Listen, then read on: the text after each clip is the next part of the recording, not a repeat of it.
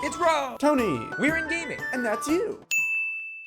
Hello gamers and welcome back to the Inn. I'm Rob, of course, our Warshack if you want to call me by my in-game name, and today we're going to be attempting in part 2 to reach rank 7. In this Road to Legend video, we'll be playing Cthulhu Druid off the start, and hopefully we'll be able to win a decent amount and stop going win one, lose one, win one, lose one, but at least we're just not losing them all, right? So that's okay.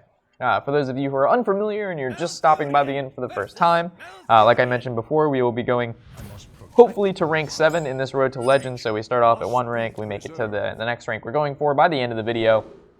And yeah, that's basically it. We do this all the way up to Legend. When we reach Legend, then we start doing deck guides. So with this opening hand, we've got a lot of options, to be completely honest. Normally we want to combo Raven Idol with this Stag, or the Fandral, but it's a little early for that. Innervate coin on 3 into Druid of the Claw seems pretty good. Also, innervate on 3 into Fandral into Raven Idol is good.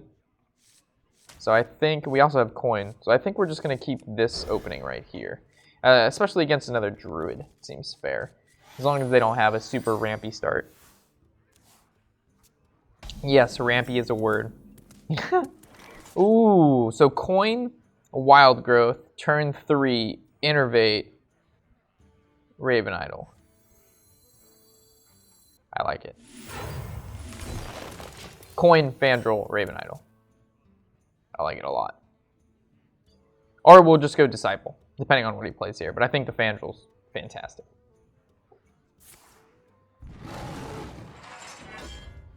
Sick nasty, bros. Sick nasty. Here it comes. The combos. Alright, so innervate into the Fandral, into the Raven Idol. Oh, these are horrible. I guess we'll go with the Emperor Cobra. And I guess we'll go with Bite, right? Gives us a turn 4 play.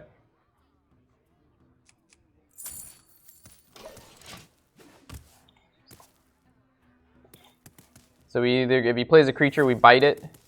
If he plays a creature, we bite. If he plays nothing, we Cobra. Where shall I strike? Alright, so 4/6. What does this leave me to do? So if we bite, it doesn't kill it. We swing into there. This has 1 HP left. He passives, he kills it.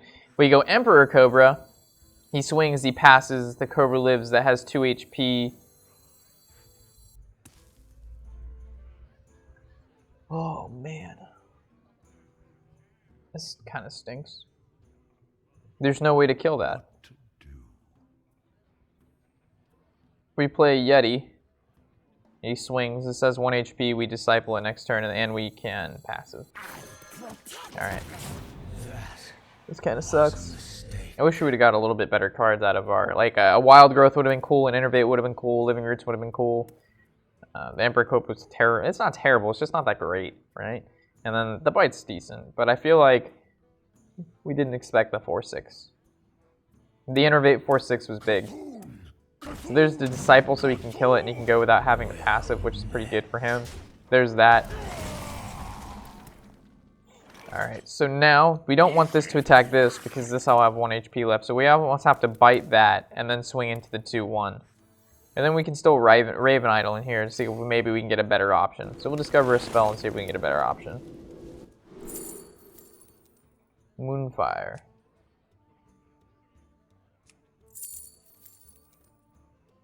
Moonfire is not that bad of an option. Because then we would Disciple, Moonfire, swing.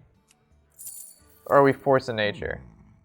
We just play the Force of Nature next turn and go along with what we were doing.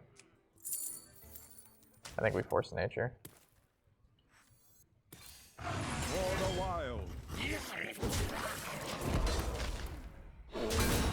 Moonfire! The Swiffer opened the Black Knight. Congratulations. But I suppose if we would have Moonfired and then Discipled, but then we couldn't have killed the 2/1. So I feel like this is fine. Now this kind of sucks. But we can play the Emperor Cobra. So it's like Emperor Cobra, Disciple. That's not too bad.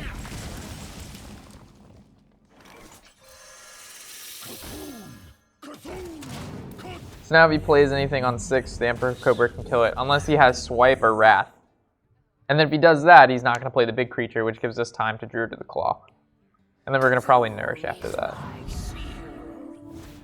So this says, destroy an enemy with any damage. But if we attack the shield first, it doesn't actually kill it, which is not good.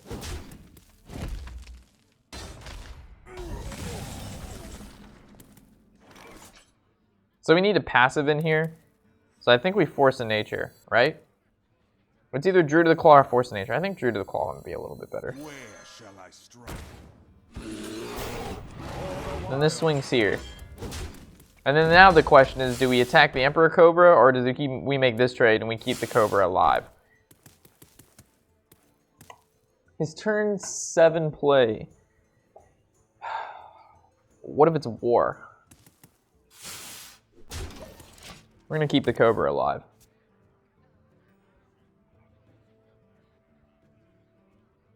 See if this is the right play or not. You didn't kill it before, and that's a card you'd want to kill. So theoretically, it's going to stop him from playing anything big, because he can't attack it with the 4/2. Unless he top deck Swipe. Oh man, that feels bad.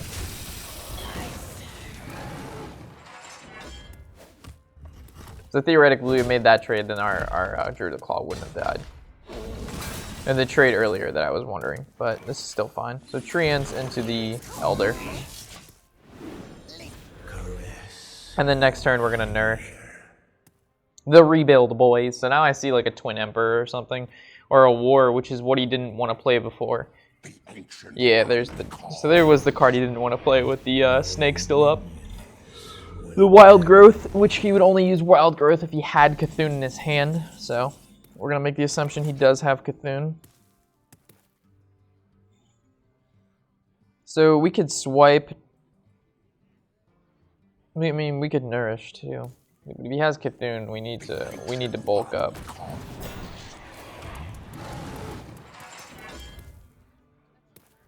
What do we do about this? So we'd have to swing, swing, swing. That feels terrible. But I mean, his Cthulhu's gonna wreck us anyway, but whatever. Let's just hope he doesn't have Cthulhu. Let's see what his Cthulhu is. 12-12. It's gonna be rough, boys. Here it is. Or 15-15, nice. Cleared my entire board. There's our Cthulhu though. I guess we just play it. Hopefully it kills the Barbacoa. It did. Alright, so that was interesting. So we're both Cthulhu's can kill each other. And if he doesn't kill my Cthulhu, then I just swipe his face. And we win. Unless he has Bog Creeper. And now we lose. Who the fuck runs Bog Creeper? What the hell is this shit? This is horrible. Alright, we need a taunt. Azure Drake is not a taunt. Do we Nourish for 5 or do we Azure Drake? I think we have to Nourish for 3 cards and hopefully draw a taunt. Because Azure Drake only gives us 1 card. That's good.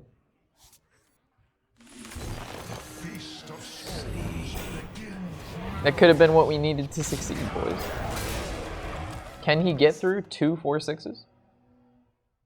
Swipe into a... I don't know. Black Knight. Black Knight Swipe.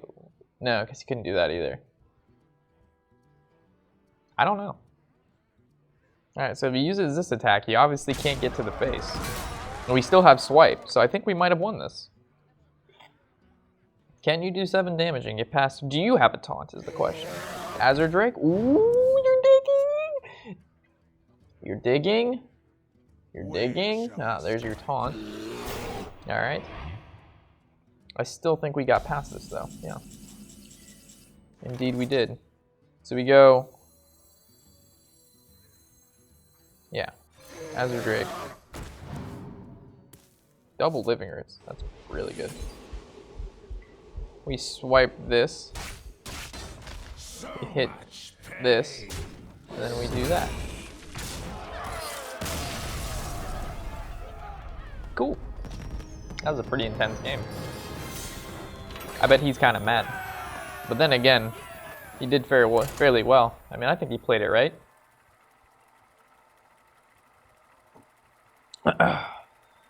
Even wild growth, we assume the Cthulhu.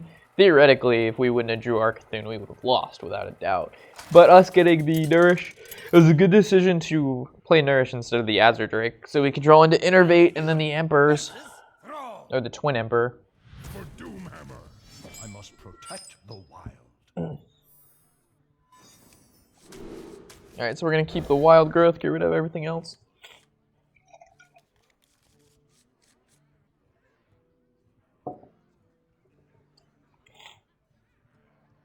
Is this like a druid bear getting absorbed by, or not absorbed, but like infested by the Cthulhu or something? The tentacles. Alright, so let's make the 2/1/1 saplings. Next turn is the wild growth into the Twilight Elder. Even though we don't need to essentially play these two together, because we'll float one when we play the Elder, but it's still good to ramp out. So we don't have another play, unless we need to use our passive, which will be probably unlikely. Alright, wild growth it is. We actually can play Fandral, which is pretty good. So we'll just play Fandral on 4. Even though that we don't have anything to combo with it, it's going to force him to use a spell, and if he uses a spell to get rid of it, he doesn't develop the board. He doesn't develop the board. Gives us another advantage to play like Twilight Elder, and then maybe play another 2-drop if we draw into it. So there's the Totem Golem.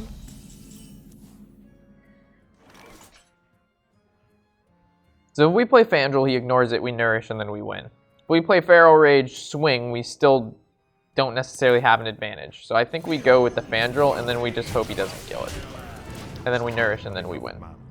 So I'd rather go for the play, if he makes the mistake, then we win. If he kills it, then, you know, we just continue playing out the game normal. Of course, top decks the Flame Tongue. Sick. Feels good for you, man. Alright, so Twilight Elder, passive. We're going to take a tidbit of damage here, and then these go into here. He might have had a better way to deal with the Fandral, but I mean, when I just see him play it off the top, like immediately, it makes me think like, hopefully I draw into a Flame Tongue. Oh, there it is. Hoo-hoo. Like a lot of cards would have killed it, I suppose. I mean, if he doesn't run, it all depends what kind of shaman he's running. It doesn't look like he's running the one that would be able to kill it right off the bat, but who knows. So it looks like Feral Rage is going to be the card we're playing this turn. Oh my god, bro.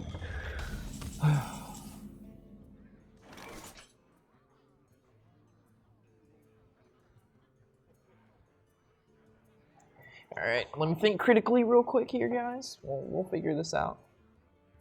So if this swings here, this goes there, these hit there, Feral Rage there. Okay. This goes here. This goes here. This goes here. This goes here. And that goes there. Alright. That went out pretty well. Unfortunately, our Cthulhu's still not at that 10/10 yet, so we can't Twin Emperor Veclor yet. But this guy's gotten his +2/+2 out of the deal. So theoretically, we'll just Nourish for cards next turn.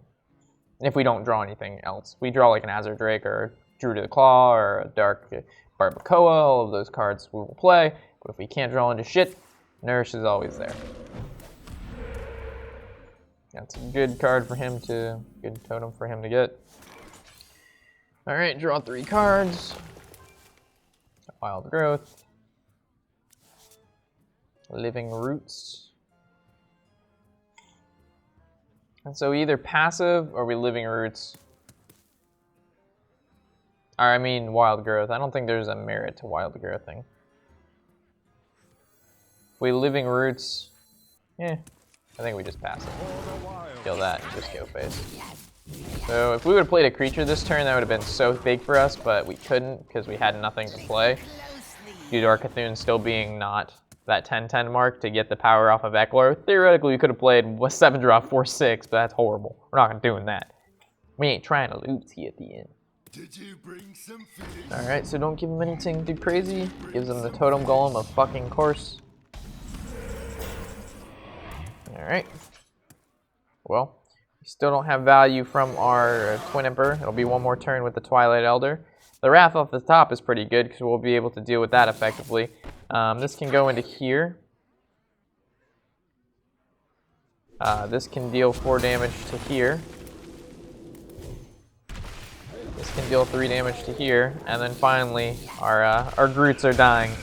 Rip the Groots. And now we can play the Veclor next turn, finally.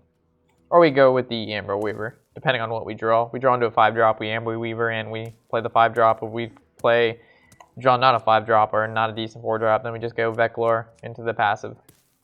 This guy's officially given our Cthulhu +4/+4, which is why he's really good, in my opinion. I mean, he's good. He's not amazing, but it's just the fact that it's reoccurring, right? So if they just choose to ignore this guy, it's just, like, not in their best interest.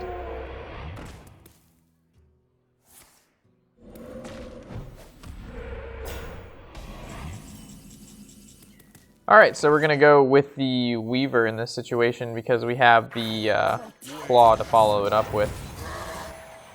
Alright, so this is going to go into here. And then I suppose since the totems go on this side, we would kill this one. And we killed this one because there's no point for us to not kill it. Our Cthulhu's a 10/10. And the reason we killed the one on the left is because if he uses his totem and he gets another taunt totem. So let's go, we kill this Spirit Wolf and then we attack that one. The totem, we still can't attack the Flame Tongue because the taunt totem would appear on this side. But if it's next to this, then we can kill that and then maybe kill the Flame Tongue. It just makes it so he doesn't, hopefully, it makes it inefficient for his totems. Because we can kill the totem before it goes next to the Flame Tongue.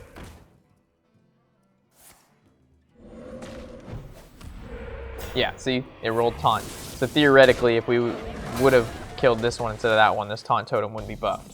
Because it's not, we can get around it.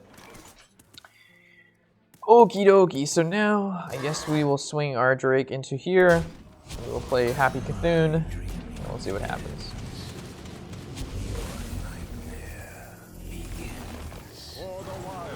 And now we go face, and we win next turn.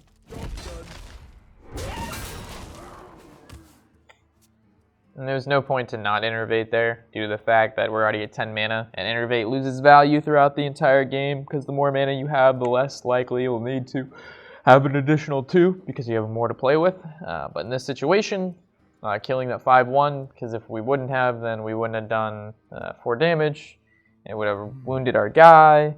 It's just, I doubt he has 9. He has 4 cards in hand, and I don't think he has 19 burst. Like, I suppose he could Rockbiter, or he could Doomhammer, double Rockbiter, Lava Burst.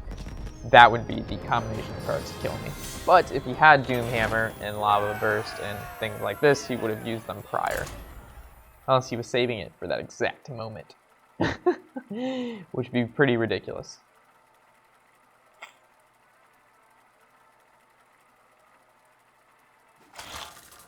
No, he couldn't even Lava Burst because he had 9 mana. And Doomhammer's 5, and then that'd be 7, and then 8, 9. So you need a Lightning Bolt. To be a Lightning Bolt. My bad, guys. Not a Lava Burst. Alright, so I think we're just going to get rid of 1 Raven Idol, and we have a 1, 2, 3 curve. I think it's fair.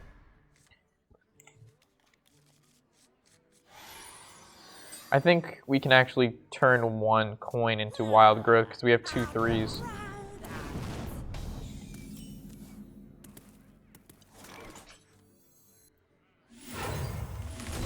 Yeah, so next turn we're going to Disciple into the Flame Imp, and then we're going to Elder. And when we Elder, we can actually Raven Idol first. And we're going to hope that White Pony does not run Mortal Coil. Why do you call? That's pretty good, though. The Voidwalker kills our Disciple.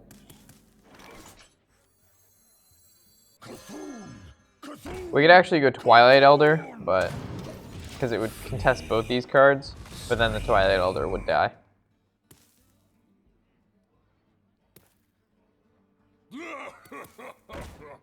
So he makes this trade, or will he go face? Makes the trade. Makes sense. Alright, so I suppose we could go the Amber Weaver, or we could go into the Raven Idol Twilight Elder. we go with the Amber Weaver, it's a little bit more resilient, so I actually like the Amber Weaver a little bit more in this situation. Has more HP, makes it harder for him to kill. Also has more attack, so if he swings the Councilman into it, it has 1, and then we can swipe something else to kill it. Ugh.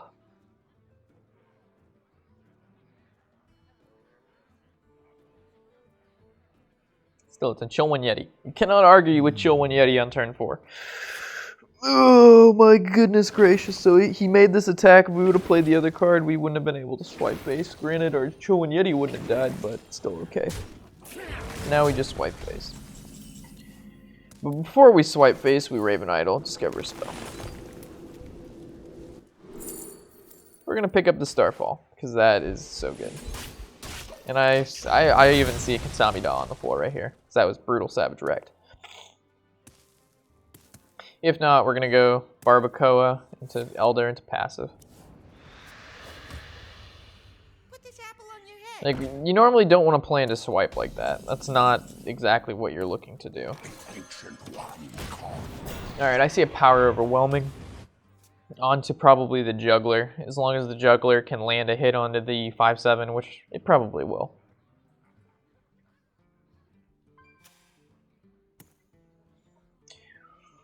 So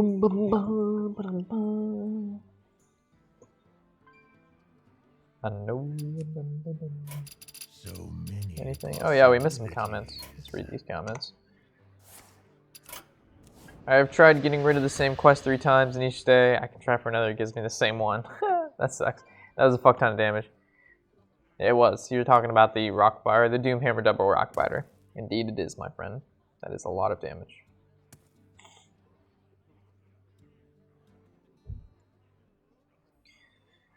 Ugh. Any new comments? Let's check them out. Almost out of time. Nope. Comments have been pretty slow lately, guys. I'm surprised.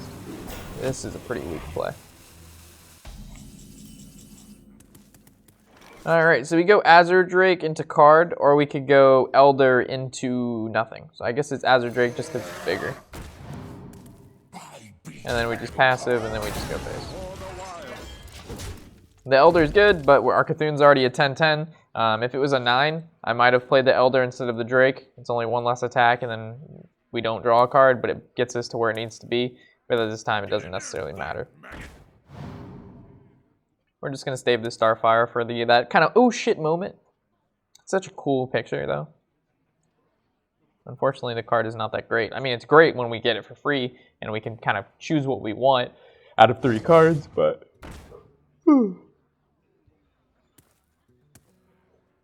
fill up your board here, and then we'll just Starfire. Starfall, my bad. Starfire is the 6 drop. Oh boy, that's a lot right now. Alright, so Twilight Elder, and then we'll just do 3 damage to all enemy minions, which is his entire board. And then we go face. And then our Cthulhu just gets buffed. And then next turn it looks like it's going to be probably a Veclor, and then we'll swing for 7. And then we'll win the next turn. If it's not through Cthulhu, it'll be through just having the creatures that we do on the board, which is cool. It's a fairly weak turn on his behalf. We don't even need to really worry about killing Gormok. Because if we kill Gormok, it's going to cost us a creature. But if we just play the Emperor, it doesn't really cost us anything. We're going to swing into here as it's the least amount of attack. He already used Double Defender, so it doesn't necessarily matter too much. Also, if we left the 2/2 alive, he can Power Overwhelming the 2/2 and make it a 6/6 and kill one of these. But right now, the only creature that can attack is the Gormok, and he only needs 2 attack for here. So theoretically, he only has to Abusive, but he hasn't used any Power Overwhelmings. So I wouldn't be surprised if he, like, Councilman, I see Power Overwhelming or a Soulfire at this point. I'd rather, yeah. So I'd rather him waste his 4/4 getting through the taunts than having to use his 2/2. So that just gives him a kind of a card he didn't really care about anyway. Because he could Abusive this, Power Overwhelming the other one, make it through. Not that we didn't have Cthulhu to follow up, but either way. Okie dokie, so we hit rank 7 a lot quicker in this Road to Legend than we did the the Road to Legends we were trying to in part 1, which is pretty nice. This is normally how it goes. As soon as you get the win streak, it's just like, it's just really easy to rank up, because it's like, what, we have to win 3 games and we're rank 6 because it's 2 and then 2, and then the last one puts us 2 stars into 6, and then you just go, I think, 3 more wins and you're at 5. So it's only like 6 wins in a row to get to 5, when normally if you were playing, like, let's say when we're at rank 5, there is no win streaks. From ranks 1 to 5, there's no more win streaks anymore, so it's not the 2-for-1 deal. So as always, guys, hopefully you've enjoyed. We will be continuing on with the 3 decks like I have mentioned previously, so hopefully we won't lose, or if we do, we'll change them. So, as always, I'm Warshack, of course, and happy whatever the hell day it is.